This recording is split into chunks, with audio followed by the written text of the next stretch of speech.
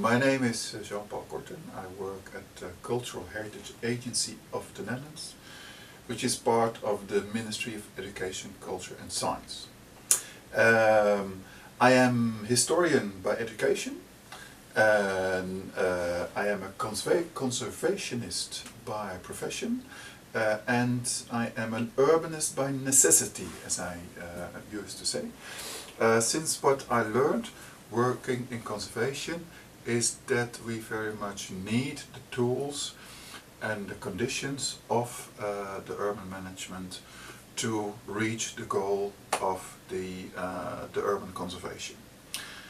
And so that is also why I am interested in this topic. That is why I am working in this field, trying to combine actually the heritage conservation and the urban management, since I think both can profit from each other. We already have been in touch from my institute with IHS for a long time. We've been doing several things jointly in the past, more specifically in the last, say, 5 years. We have been organizing jointly with IHS the so-called Urban Heritage Strategies courses. So that actually is where we try to combine the urban management with the heritage conservation and looking after where the two can meet and how the two can profit from each other. Since what we notice is that heritage can very well be used as an asset, as a resource for urban development, and the other way around. If you want to reach urban conservation, if you want to reach heritage conservation, you are very much in need of the tools of the urban management, since therewith you can create conditions for a sustainable conservation. Heritage, urban heritage gives opportunities for the surrounding. It makes it can help to make an attractive living surrounding. It can help in making a city attractive again for people to live, for people to work there, and also for recreation. So in that sense, heritage can very much help, can be used as an asset for, well, a sustainable city. We often use the heritage as a resource for for a sustainable development and for also revitalization of dilapidated inner cities. I think Rotterdam has quite a strong policy and implementation on keeping the city a vital place and also using cultural as an asset, also using the heritage as an asset. But that generally is the case for most of Dutch inner cities at this moment. If we compare the Dutch inner cities as they are today with what they were, say, some 25 to 30 years ago, then we can observe an enormous difference.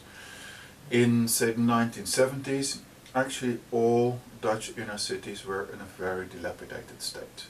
They had huge problems with residents moving out of the inner cities. They had problems with investments not being materialized. They had problems with no-go areas, so there were a lot of places that were not safe for visitors and for tourists to visit. And that has been changed in the course of, say, 25 to 30 years. If you compare it to the situation today, you see that in most inner cities today, actually all Dutch inner cities today, are in a very vital position. People like to live in the city centers today. there are a lot of job opportunities, and there is a lot of companies that are located in the inner cities, and there are also attractive places for people to visit and for tourists to come.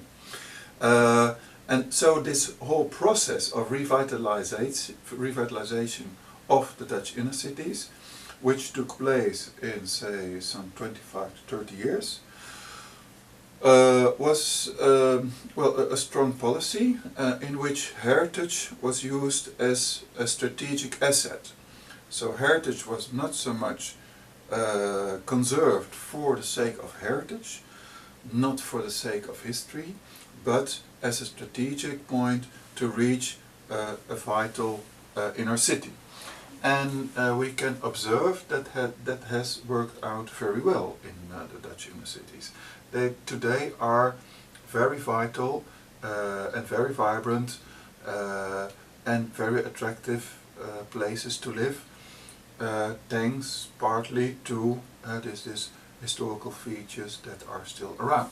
Okay, what we want to teach is that heritage can be used as a strategic asset in reaching the current social issues, the current social and economic urgencies. It is something you have to take into consideration, not necessarily meaning that heritage can always be of use, but it's also the other sides. Also we want to stress, often you can use the heritage much more in a much more efficient way than we often do. So it is a matter of what we really want to do, people. What we think the most important is that it is taken into consideration, and that the outcome may differ. The outcome may be that there is no possibility, that there is no potential in the heritage that is around, but the outcome may also be the opposite, that it can very well be used for the goals you are aiming at. Indeed, that are two quite different jobs. So on the one hand, I work for the Ministry of Education, Culture and Science 3 days a week, and 2 days a week I work here at IHS in the field of urban heritage strategies. Most favorite most favorite heritage in the Netherlands. Well, that's a difficult one. There are a lot. One of the most specific things of the Netherlands, I think, is the river landscape. So they are running actually through the middle of the country from the east to the west, and it gives us very specific landscape and also a very specific man-made landscape, and which well, relates very much to the Dutch identity and gives a very specific and also very romantic landscape. So that is, I think, one of the most interesting landscapes we have to offer in the Netherlands, which also distinguishes very much from other parts of the world.